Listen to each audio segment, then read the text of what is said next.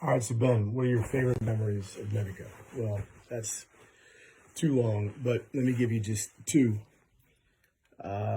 maybe to give you a little inspiration to think about. Just think about going there.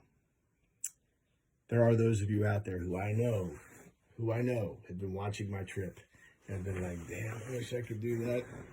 Um, and here's the thing: you really can. It's remarkably easy. All you need to do is buy a plane ticket. You'll also ultimately need a train ticket. But here's what you do: go fly Krakow, take a train to Medica. You only have to transfer once. It's really easy. Medica is the last stop before you get to Ukraine. Like it's Medica. That's where you get off. Okay, get off the train. If it's light, just look straight ahead. Literally, get off the train, look straight ahead. See the tents? Go there. You gotta you can't go straight there. You gotta flank it. Okay, go down here. Okay, but if it's dark, just take the road 200 paces. Okay, and then take a left, and then you'll see the tents. Okay, and ask somebody, look for one of the big office tents.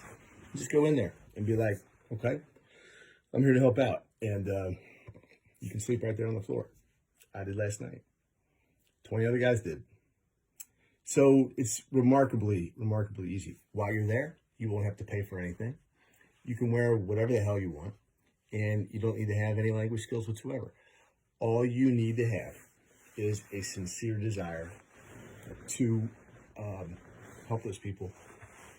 I'm telling you, buddy, really need help. And let's just not forget, this is not like a UNICEF thing. It's not a Red Cross thing. It's a us thing. We were it. Those people are it. But for people coming all over the globe to that place, those Ukrainian refugees are being processed by Border Patrol, walking through those gates by themselves, walking up that hill by themselves, not being provided all of the supplies and stuff that they need by themselves, have no information about what they're supposed to do, or they're figuring it out by themselves. That's the magic of Medica. But other than just being there, here were my favorite moments. Okay, I'll give you two. One, repeated.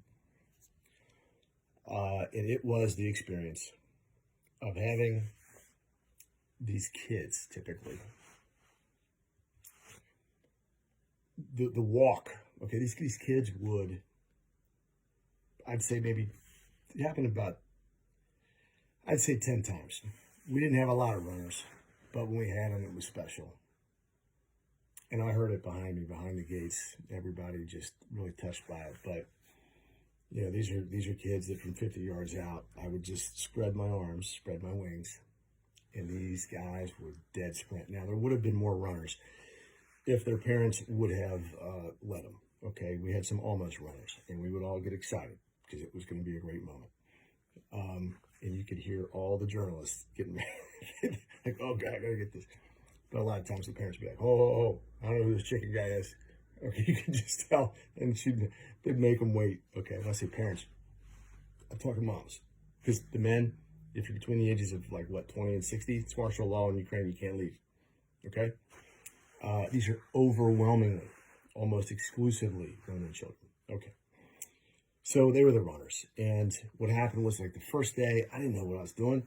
So I'm just still growing into this chicken man thing a little bit, and they're coming to me, You see them about 200 yards away, okay? They stand in line way up on the hill on the other side. That's where they queue, okay? You don't see the queue.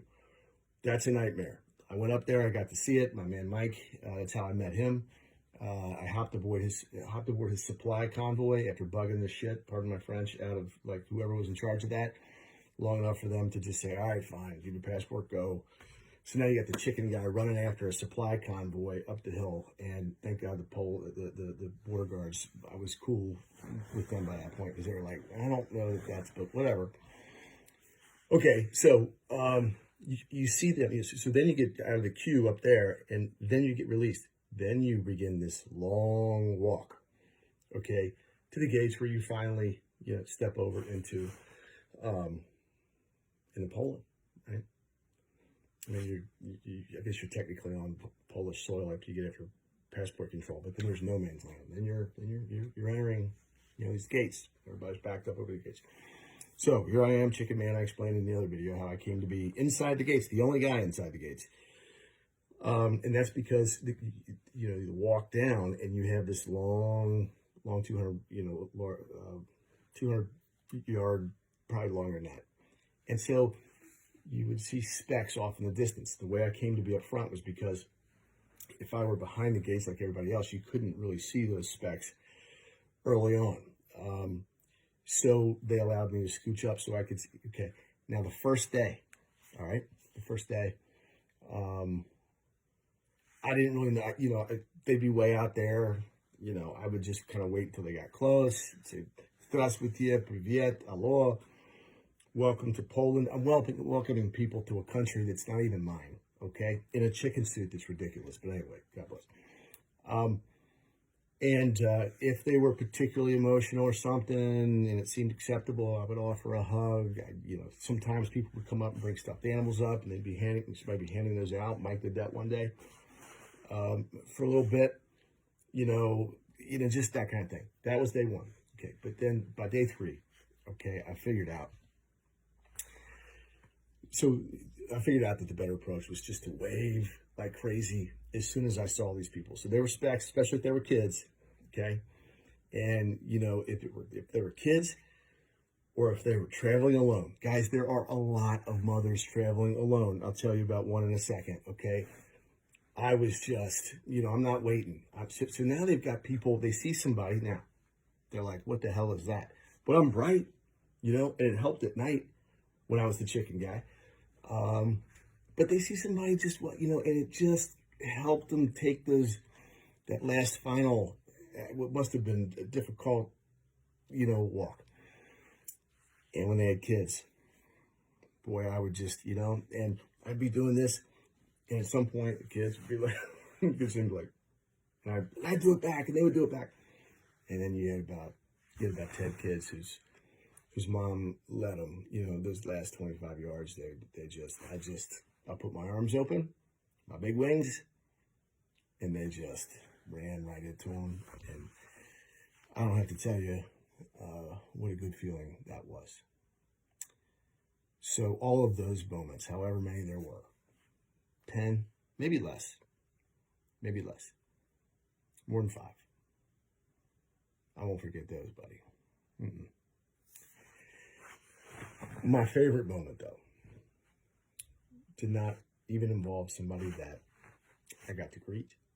And I have a lot of tender moments greeting those people out there, especially those that I greeted a little bit further away from the gate, which, again, thank you to the Polish guards for, just not shooting me. And we had a little understanding, especially after I got the hug from the border guard, which was probably my biggest moment. And just felt like we had an understanding.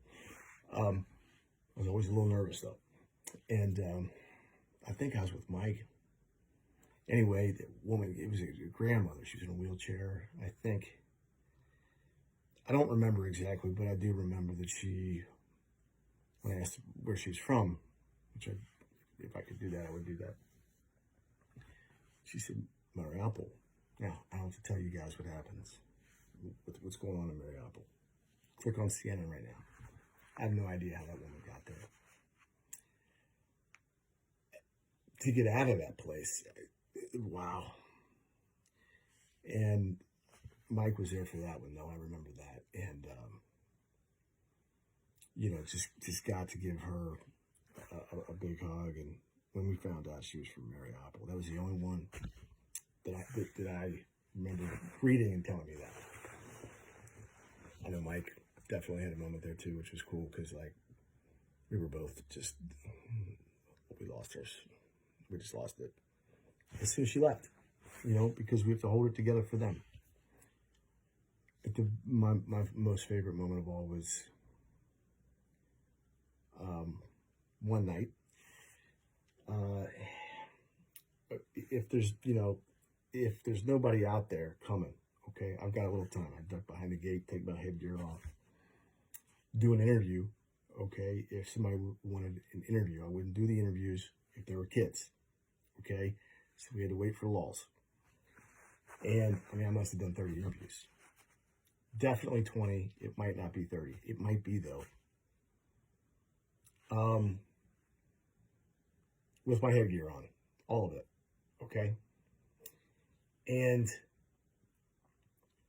I was behind the gate that night, getting a drink of water or something. And I noticed this young lady who's wearing a black coat. She looked to be in her 20s. She ended up being 27. And she was just looking at me. Just looking at me. Just like this. Not a smile, not a frown. And I just had a sense. And she approached calmly. And I just remained calm. I didn't know she spoke English. I didn't know what was going to go on here. And she, without words, just gave me a hug, burst into tears, and had an extra special little heave there. I hugged a lot of people when I was there, and I could rate the heave level, and this was a high heave level. And she just let it all out. And the cool thing was that there was enough people up there at that time. It gets kind of populated at certain times. More than others because of the journalists, you know, the times that they like to come. Nobody noticed it, which was cool. And at last, you know, she backed away, and I just said, "Are you okay?" And it turned out she spoke fantastic English, and we ended up talking for about 20 minutes. And the short version is that she had come 3 weeks earlier by herself. Her entire family was back in Kiev. And the men weren't leaving, and if the men weren't leaving, then the women weren't leaving, and, you know. And they had sent her, more or less, to just make sure that someone survives. She was the designated survivor. And she had gotten work with a German TV station, and she was their translator. And they were there up the hill doing some interviews.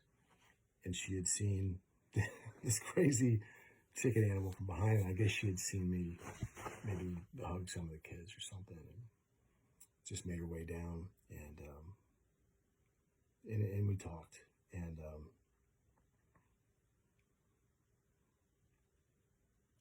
great, tough human being.